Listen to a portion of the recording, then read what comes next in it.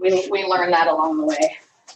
All right, so this is phone duty, or the class on phone duty. It's not doing phone duty. So phone duty is something that you can take part in. You don't have to. It is highly encouraged because you can get leads, for free, basically. So people that call into the office on the sign, so all of the signs that we have in yards in front of houses have the office number on them. So when they call into that phone call goes to the agent on duty. Also walk-in leads, if somebody just walks in the door and says, hey, I need an agent to help me buy or sell, that goes to the phone duty agent. Website leads, let's go to the phone duty agent. So the more you do it, the more you'll get. It's hit and miss. There may be days where you get nothing at all. There may be days where you get 5. So and there's no rhyme or reason as to what day and what time works best. You just kind of have to do what works for your schedule and hope for the best. So what we're going to talk about is how to sign up for phone duty, the rules of phone duty, and then a little bit about how to talk to people on the phone to get the best information so that you can serve them to the best of your ability. Okay, so when you're logged into MyKW, it's just mykw.kw.com. You use your login information. It is the same login information as for command. So that brings you here. And then you're going to click on this little bitty teeny tiny button right here. It says My Market Center Intranet.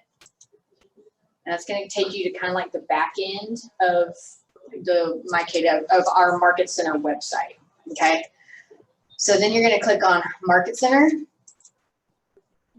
And then Resources. And then you've got your duty desks right here. So you can do agent on duty in Daphne or in Orange Beach. It doesn't matter where your license is hung, you can do either one. So just because we're in Daphne, we're going to select Daphne. And it brings up the calendar. Green means it's available. Blue means somebody's got it and it tells you who's got it. So if I were you, if you've never done phone duty, I would get on here and see who's doing phone duty and just ask them if you can shadow them for an hour or two, just to kind of get the feel of what they do. The nights and weekends, Chuck has done it a lot, so he'd be a good one to shadow. The nights and weekends, you don't have to be in the office, so there's usually nobody here. So the only times you have to actually be in the office is from Monday through Friday, 8 to 12 and 12 to 5 shift. We'll talk about that in a little bit. So just to sign up, you're just going to pick on the date you want. It doesn't matter which one it is. Click sign up. It'll ask you to confirm right here. And you just hit confirm reservation and it'll put your face and name in a blue box on that time slot. Okay. So you said the 5 to 10 is not in the office. Right. So I'll go back here. So when the calls come in during office hours, they go into Melissa in this office and Jen at the Orange Beach office. And then they will say, hang on, let me get you the agent on duty. And then they'll transfer it to either your cell phone or the duty desk. Here, there's a desk that you sit at that has the phone and it has a computer and that kind of thing. At Orange Beach, it's just your cell phone. Because they could be walk-ins. They could be walk-in, so you have to be in the office when it's office hours. If it's not office hours, like the 5 to 10 or the weekend shifts, everything is just going to be automatically transferred to your cell phone. So you'll just answer it just like you would on a regular duty day, and help them the best you can. So, and we'll get into the rules on that. So that's how you sign up for duty. This is, while we're in here, this is also how you sign up for conference rooms. If you have a client coming in and you want to reserve a conference room slot to have a buyer consult or a listing consult or something like that with them, you just do that here. Just click on whichever conference room you want and the time, and then you save it, and then you're reserved for that spot. You don't have to pay for that. You put it in there just because there may be multiple people that need it. So then you can say, hey, I reserved it. Okay, so that's how you do it. So under MyKW, you go to Market Center and then Resources, and it's there. Also in here, under Documents, is the agent roster. It is a link because it's a live feed because they're constantly changing and people come, people go. So when you click on the link, you have this. When you're on duty, on the nights and weekends, it's a good idea to either print this off and have it, or just have it up where you can reference it. Because if somebody calls in and they ask for an agent specifically, you have to give it to that agent. So then you can say, here's their cell phone number, and just pass it on to that agent. You don't have to waste your time with it. So that's where you would find the agent roster. You can also search any agents on the MLS under the membership tab in the MLS. But this is an easy way to do it because it's got their email and everything right there. So this has everybody. It also has, if they're on the ALC, as well as if they are Florida agents or not. So if somebody calls about a Florida house and you're not licensed in Florida, you can't do anything with it. So then you can easily look up who in our office is licensed in Florida and give them to that person.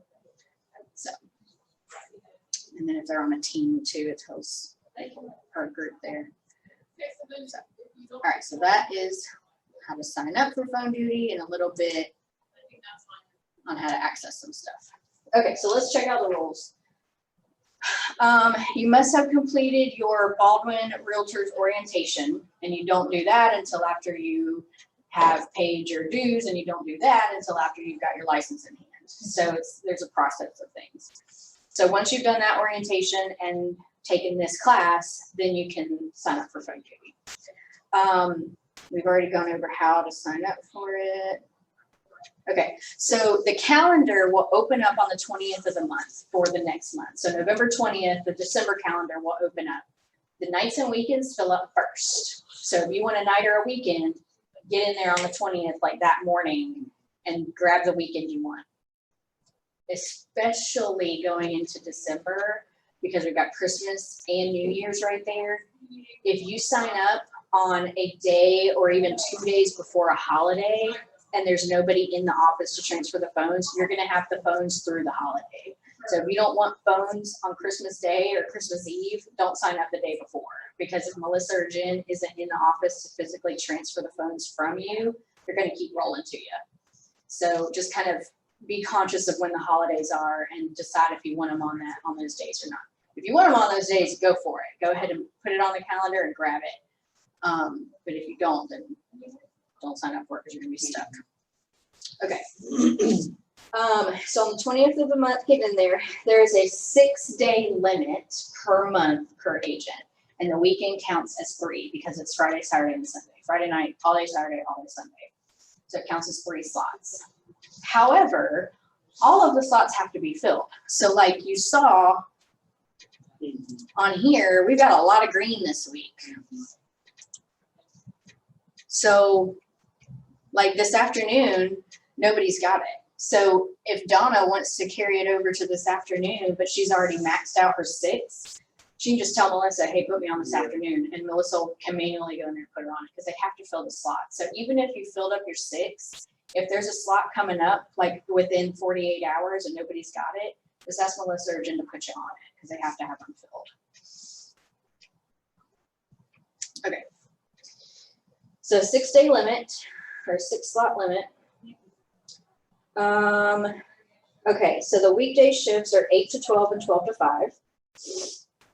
Any agent that signed up for phone duty is required to be in the office during those times. That's because the office is open to the public. Anybody can walk in. Okay, so they want you to be in the office so that if there's a walk-in, you're there to serve them. Sign in to show that you're there. If you don't know, if you do not show up for the shift 3 times in a row, they can lock you out from doing phone duty completely, like ever. If you can't, things happen, things come up. If you can't show up to take phone duty, get somebody to fill it for you. You can put on the private Facebook page, hey, I can't do phone duty tomorrow, 8 to 12. Who can take my slot? My kid's sick or gotta go to town, whatever the case is. Usually somebody will grab it for you. But try to fill it so that it's not just left open or so that they're not expecting you and then you don't show up. Because if you continue to do that, they'll lock you out. After you have signed up, like, Chuck Turner, okay, and it's, several days ahead of time, is there a way to unsign? Not on here, but you can get Melissa to take To that. uncheck it? Yeah, that's a manual thing that they have to do on the back end. And if you need to do that, you probably need to do that a certain amount of time.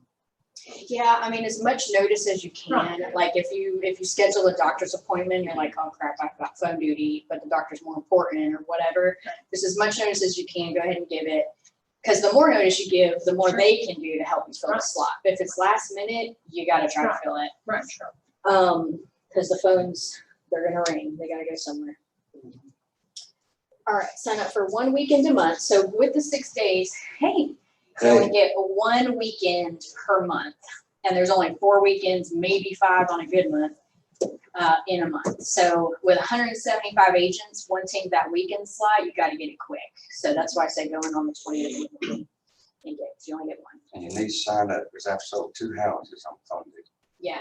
And Donna Dewberry got a listing this week on I somebody that just walked in. saw that, that was fabulous. You never know. You just never know. I sat there all day and not get anything, Yeah. but the But if you benefits get of signing up one, is, just get one, I Let's got get 2. one. There you go. So for the weekend shifts, it is Friday evening all the way to really Monday morning when Melissa gets here and can transfer the phones. So you do have to physically go in here and sign up for each day. So like Francine came in and she selected Friday, confirmed, then came back and selected Saturday, confirmed. They go back and select Sunday and confirm. If you see that somebody has selected a Friday night and not grabbed Saturday and Sunday, let them know. Because if they didn't mean to select Friday night, then you can get Melissa or Jen to put you in there for the whole weekend. If they did mean to select Friday night, then they've got the rest of the weekend automatically. They just have to go and put their name in there. So Because Melissa, when she forwards the phone, when it's she leaves, continuous. yeah, and when then she it- leaves at right. 5 o'clock Friday, she transferred it to whoever's on Friday at 5 to Right. 10, and then Right. it stays until she gets back Right. Monday morning. Gotcha.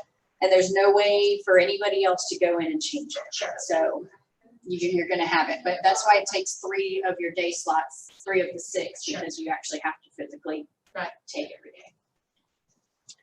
Okay. Again, if a holiday falls after your shift, sign up. So I'm gonna just skip ahead to December and show you what that kind of looks like.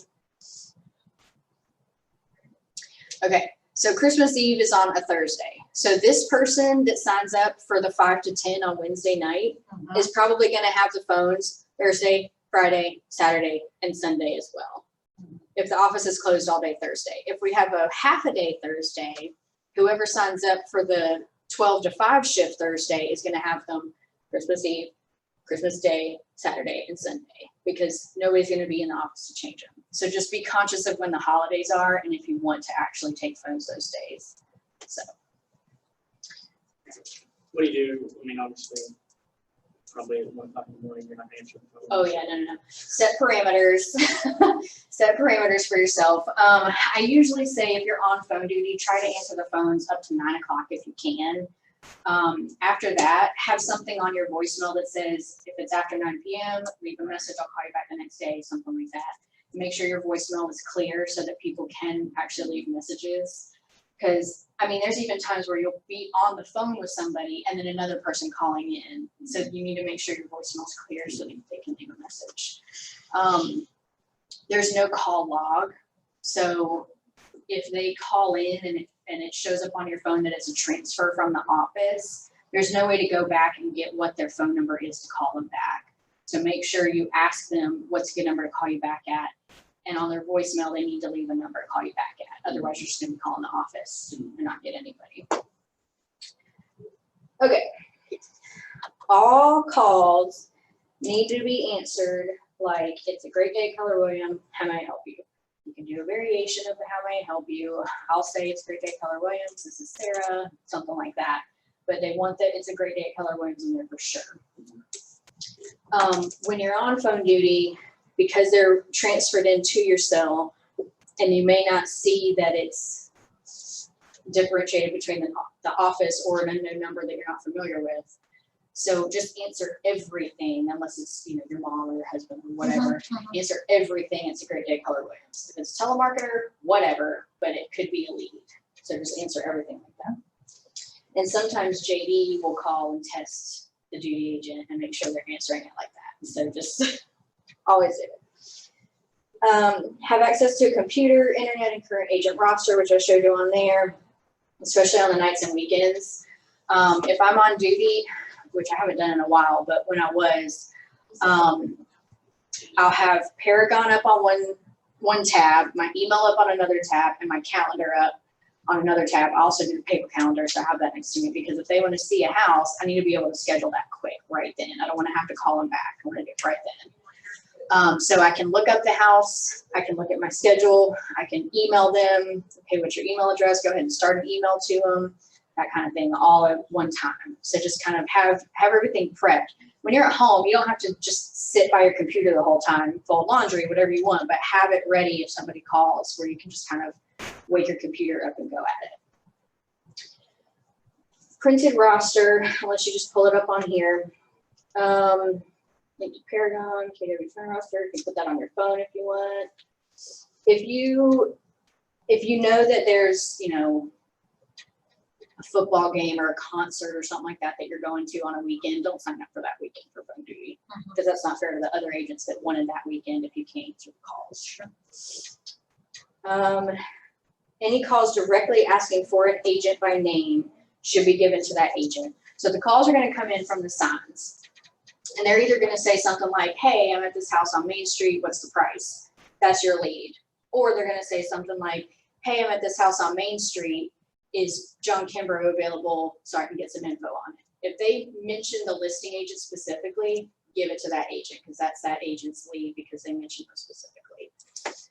If they don't mention an agent's name, you don't have to ask them who's the agent on the sign or anything like that. Just try to figure out what house it is by looking in Paragon and that kind of thing, getting them to answer some questions for you and give them the information that they want, and try to schedule an appointment with them as well. We'll go over that. Okay. If they call for a lockbox code, if it's a realtor that's showing at one of our listings, they've lost the lockbox code, whatever, and they call for that, there's no way you'll know what that is. So they just need to call the listing agent. So just give them the listing agent's phone number. You don't have to try to answer those questions. If they only know the address and not the agent's name, that's your lead. Physically in the office during the 8 to 12 and 12 to 5 shifts. At the end of the day, they like for you to report how many calls came in, just so they can kind of keep a track of what the activity is. Don't violate the guidelines. They'll take you off of phone duty. Okay, so if you get something transferred to you, ask for their contact information. Like I said, there's no way to go back and get it if it's up there on your phone. Sometimes it'll show up as KW office. If you have that saved in the office number saved in your phone, it'll show up as that. Sometimes it'll show up as their phone number. But if it doesn't show up as their phone number, there's no way to go back and get it. So always ask them what their phone number is. Showed you how to find the roster. Website leads will come in. You may get it the next day. So if Melissa sends you an email and says, hey, here's a phone duty lead, and you're not currently on phone duty, that's because it came in when you were on phone duty, maybe the previous day, and she's just sending it to you. So that's a lead for you. Go ahead and call them, email them, whatever you can. Always ask if they're working with an agent currently, just because you don't want to waste your time if they're not going to actually work with you. If they are working with an agent, ask who the agent is so that you can let that agent know, hey, your client, John Smith, called me about this house. They may like some more information about it. That's a courtesy to that other agent, and it puts it in that other agent's mind that you're someone with integrity that they're going to want to work with later. If you try to steal the client from them, they're not going to want to work with you later. So just always kind of think ahead, like how would you want to be treated by them, and do the same.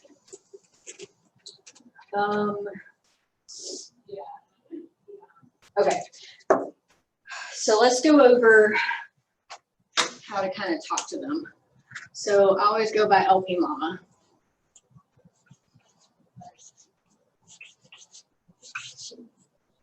All right, so this is like the flow of conversation. It's how you're going to get all the information you need to help them, and it's just a fun acronym to help remember it. All right, so the L is location.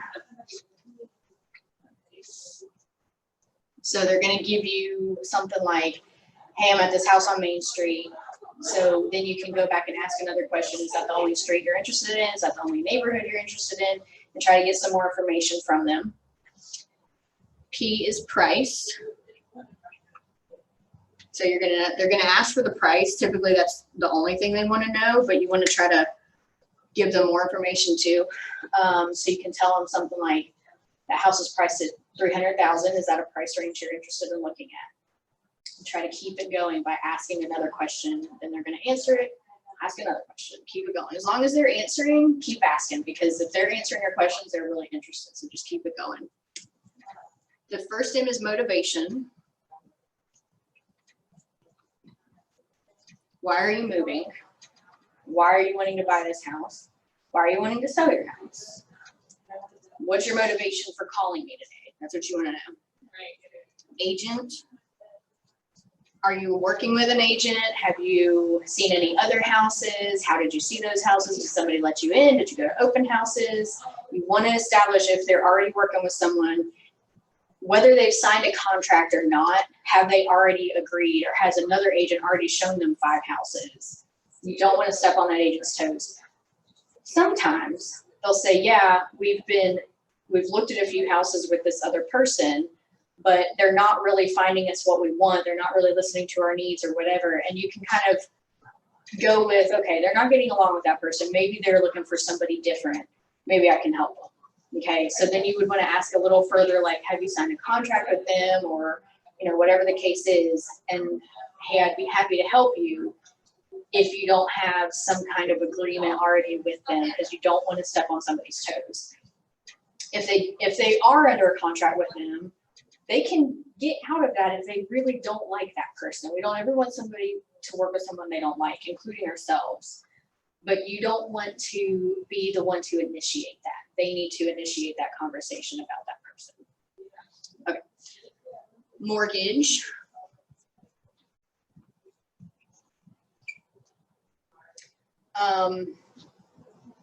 This is business.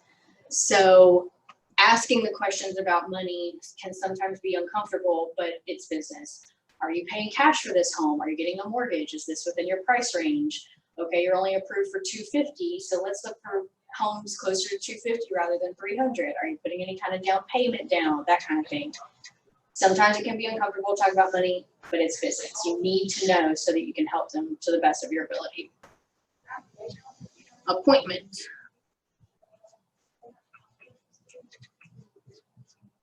Always close for an appointment. Even if it's an appointment to call them back the next day, just close for an appointment so that they have some kind of expectation of what's next to come with you.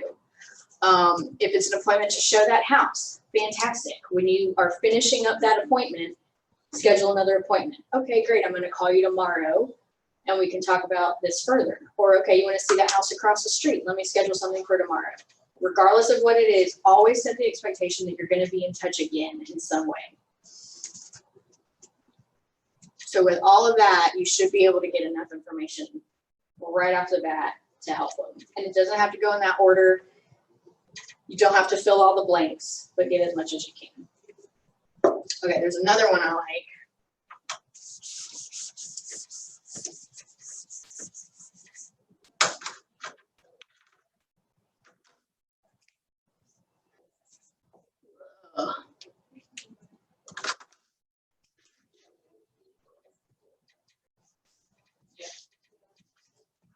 Okay, so to show your interest and that you're not bored with the conversation, you're gonna go through these. All right, so they're calling to ask a question, right?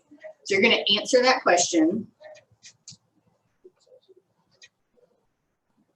And then you're gonna immediately ask another question. That house is priced at $350,000. Is that a price range you're looking in? You're going to immediately roll into another question. They're going to answer that, and then you're going to acknowledge what they said. So they may say, it's a little high for our price range. Okay, fantastic. What's the best price range for you? You're acknowledging that you heard that that's not the best price range for them. And you're going to immediately roll into another question. What is a better price range for you? Keep it going. So this is a loop. So you're asking, they're going to answer, and they're probably going to ask another question, and you're just going to loop it around. Answer, ask, acknowledge, ask. Answer, ask, acknowledge, ask. Just keep it going. Questions about that? It's good. It's just a conversation. Mhm. There's no need to be so formal with it. It's just a conversation. So you don't tell them, hold on, let me do my A's. And there, I mean, there's times when you have to kind of act like an investigator, right? Like they'll say, I'm in front of this yellow house on Main Street, and you're like, well, what's the number? And they're like, I don't see a number. There's no mailbox. It's, covered with shrubs. I don't know what the number is. And you have to kind of be an investigator to figure out what house they're looking for. So there may be a time where you say, hey, give me, a couple minutes to look that up. While we're waiting, tell me why you like that neighborhood. And let them start talking to you and giving you some more information while you need a minute or two to find the house that they're looking for because they don't know where they are. So, it's just a conversation.